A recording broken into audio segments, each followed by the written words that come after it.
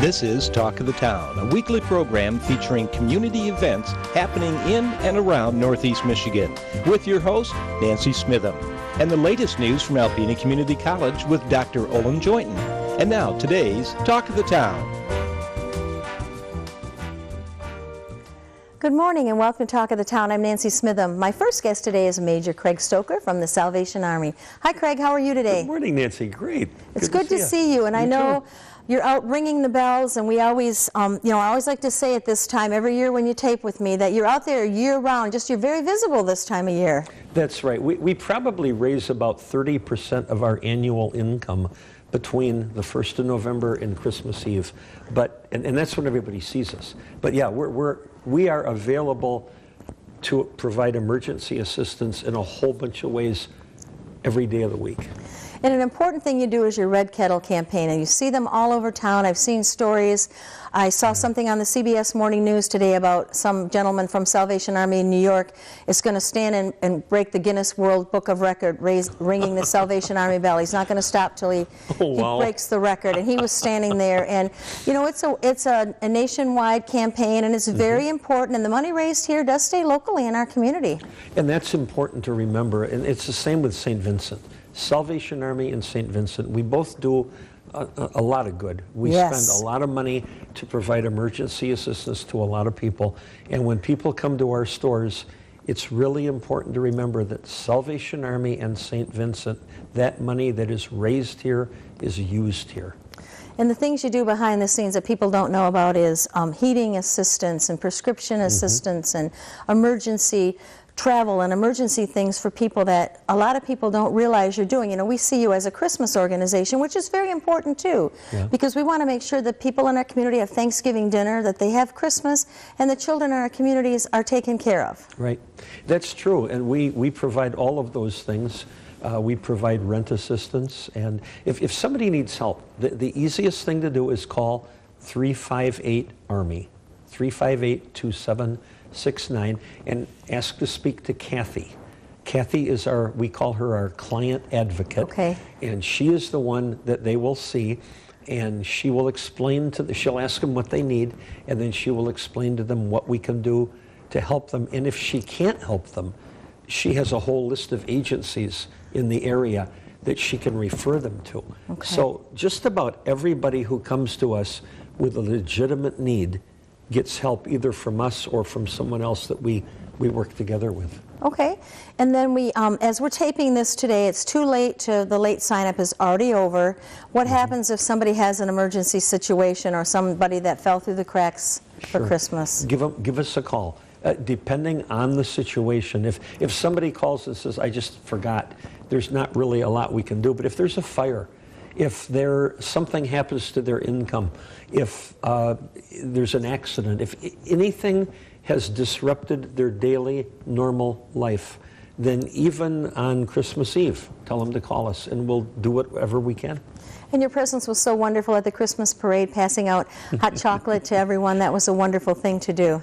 Yep, that's our mobile canteen. Now that thing, it doesn't get a lot of publicity, but whenever there is a body search or a lost hunter, whenever there's a fire that goes for more than 3 or 4 hours, then 911 will call us. We have 2 absolutely fabulous volunteers, Joe and Joyce Demsky, and they run the canteen. They will be there, they will respond, and they'll stay there and feed the responders, and they'll provide emergency assistance to the survivors until the situation is resolved. Okay, and when we talk about the Christmas campaign again, I just want everyone to know that whether you put $1 in the Red Kettle, or if you buy 1 can of stew or a can of soup or 1 toy or 1 hat or 1 mitten, you are making a difference. You really are. It may not seem like much. The junior high next week is going to be doing a food drive for us. Oh, great. Ella White is doing one. Besser is doing one. And these kids, they bring 1 can or 2 cans, and it may be something they don't like peas or corn, Perfect. But we'll put it in the basket, and it will be a very important part. We say the same thing to the kids with the pennies when they go by the kettle. Those pennies make a huge difference. They all add up. So don't ever feel like you're not making a difference, because you really are. Okay, and we know that, so the location, you're in the Harborside Mall, and very visible, very easy to see. And what are your hours there for people to drop donations by? We're there usually Monday through Saturday from about 9:30 until about 8:30 at night. And you can come by anytime and drop off. We have an angel tree. Okay. We have the yes, angels. We want to talk about that. These are the angels. These are families that have come to us and have showed us that they have a need. They're not just families that somebody else calls in. They need to bring proof of income. They need to bring proof of ID of the kids in the family. And then the volunteer will sit down with the mom or the dad and say, now, what does your son or daughter want for, or what would you like them to have for Christmas? So at the bottom of the angel are the suggestions from mom and dad. Okay. And so you go to one of the angel trees. There's one at Besser Credit Union. There's one at Alpena Credit Union. There's one at Walmart. There's an angel tree at our Christmas headquarters. Okay. There's one at Kmart. Okay. I think I got them all. And you look at the suggestion. That doesn't mean you have to get it. But if you get those items, then they are put in a big black plastic bag. And on the 20th of December, mom and dad will come without the kids to Christmas headquarters. They will receive the toys for the child. And the way we do it, they're not wrapped.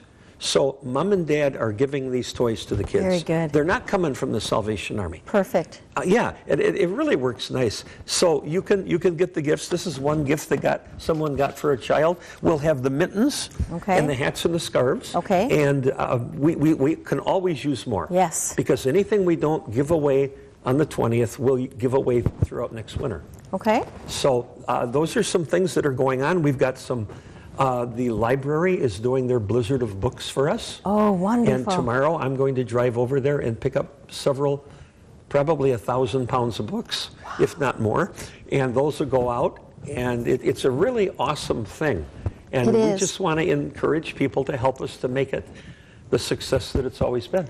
And two, if you don't, if you can't really do money or financially, volunteer to ring the bell. It's a blast. And they have some warm locations these days, so you can actually go in a couple of warm locations. I'm sure if you call, you'll be able to fit them in somewhere where it's warm. Ring the bell, see your friends, see your neighbors, call everyone and let them know you're going to be ringing the bell. I know that I'm on the board at Besser Credit Union, and we're ringing the bell, and I'm going to be there that day. I've already called my family and friends and say, please save your donation to that day and bring it in so I can say hi and thank you personally for your donation. And you have the Teen Angel Tree. Yes, we do. Because gifts for teen, we provide gifts for kids up to age 18. Right. And gifts for girls, 16, 17, 18. It's tough. Gifts for guys, those are hard. So we are so thankful for that Besser Credit Teen Angel Tree, and we know it was great last year.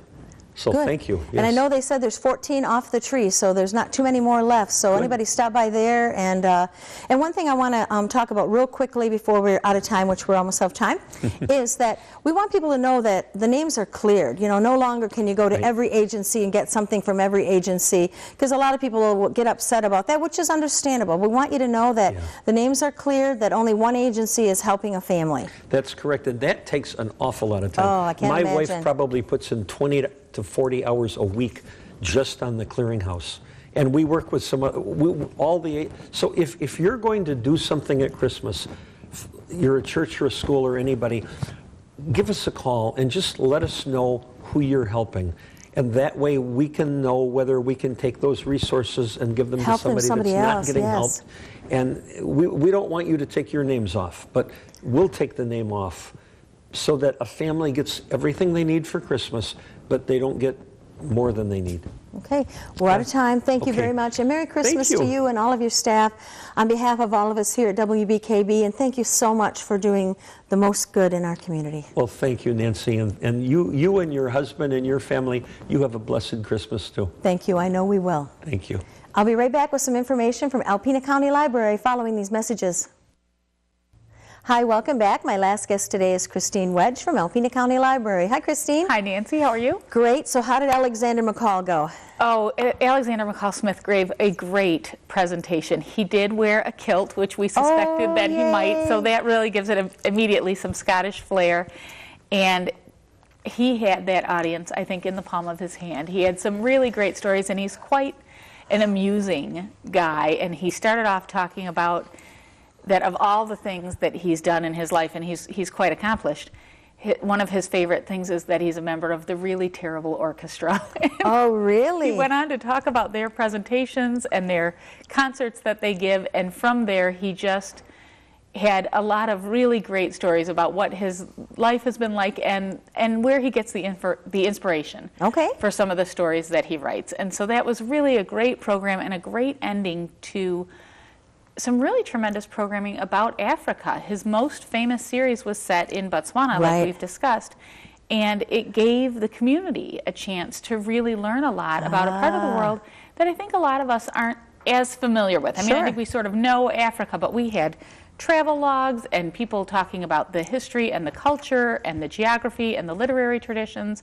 And at the end, that was what people really said. They said he was a tremendous speaker, but all these programs about little facets of that continent that I wasn't aware of really made it. So that was a terrific program for us. Good, and I know you had people from everywhere that came to listen to him. We did. We had book clubs from all over the state. We had a woman fly in from Wisconsin. We actually joked that we should have T-shirts made with his tour schedule because it would say, you know, Alexander McCall Smith, New York, New York, Los Angeles, California, Alpena, Michigan.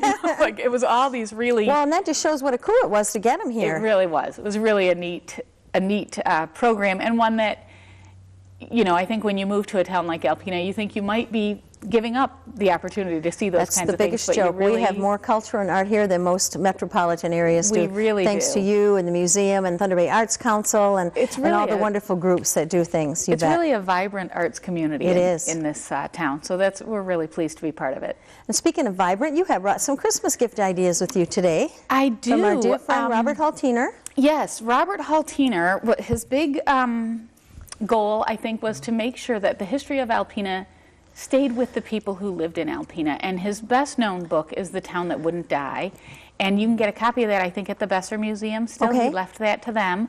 The library has packaged 6 of his books, including The Town That Went to War, so this came right after The Town That Wouldn't Die, and then the first 4 volumes of Alpena Gleanings. So this is just a really neat series where he walks around and looks at the headstones in some cemeteries, and he does a little bit of digging on who were these families, what were their contributions, what are some of the stories that used to be known by everybody in town but that have kind of fallen by the wayside. So just lots of really great information. And both Bob and his dad were very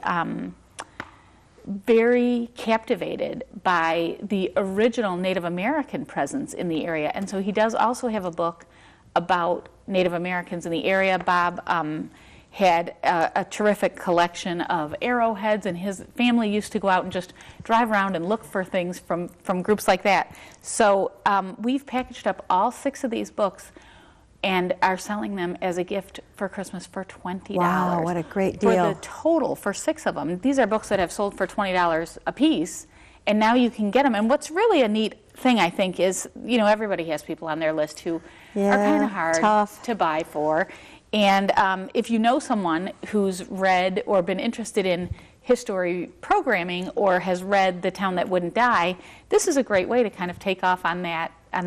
We have, I think, enough sets of books packaged up and ready to go left for people to get a great gift for somebody who is hard to buy for. And what I like about the books is I don't care, you'll find a place, a picture, a person, a thing, something you know about, someone you knew, and you'll go, oh, I never knew that. Every time I read one of the books, I never knew that. I never knew that. Connections. And I've lived here all my life. And the other thing that's really terrific about them is they're not like a novel. I mean, you really can just set it down. Wonderful pictures. You can pick it up, flip through it. You could read a paragraph and find out something, and then you can pick it up to a different page, just open it any page, and read another thing. You don't actually have to read it, you know, page by page like you would a novel, so that's kind of a nice... You know, especially people who've lived here all their life, or older people, you know, they're going to know someone in there. They're going to know a person, they're going to know a story, they're going to know a building, they're going to say, well, that's what that used to look like. I remember. That's the part I like when I give it to people or see people read it. That's pretty neat. It is. It's really an interesting thing, and even just... You know, especially The Town That Went to War, there are a lot of things in there. I didn't grow up in Alpena, and so just fascinating types of things that When I Bob was would come really on the not aware show of. and talk about that, I never knew any of that stuff took place in town. Just so neat. So much interesting stuff. So really a great gift. All right, we got about 2 minutes left. The other thing I want to say, speaking of gifts, is we have a program on Wednesday at 6:30. This is December 11th, called Okay. Taste History. And this is a program, we've been thinking a lot at the library about how your sensory memories of taste and smell really Yes. inform your memories of the people in your family and your heritage. And so maybe you'll always remember your grandma's butter cookies, or your grandpa's, loved mincemeat at this time of year, or something like that. And folks, when they're cleaning out attics and kind of sorting stuff out, they often find these recipes, and Meg Converse in Special Collections has come up with a lot of really neat ways to preserve some of these traditions and carry them forward and share them with younger generations. And she's going to explore some things that other people have done, some ways that you can weave it into if you're already interested in your own family history, and really even some ways that you could start an interest in family history by starting with things like recipes and the tastes of your family. Okay, and that's Wednesday the 11th? Wednesday the 11th at 6:30 p.m., free, open to the public. Happy to have them. And we're out of time. All right, terrific. I want to thank you very much for being here. Tell everyone we said happy holidays, Merry Christmas. Thank you, Nancy. Can't wait till next year. We can't either. Thank you. Please stay tuned for Dr. Olin Joynton following these messages.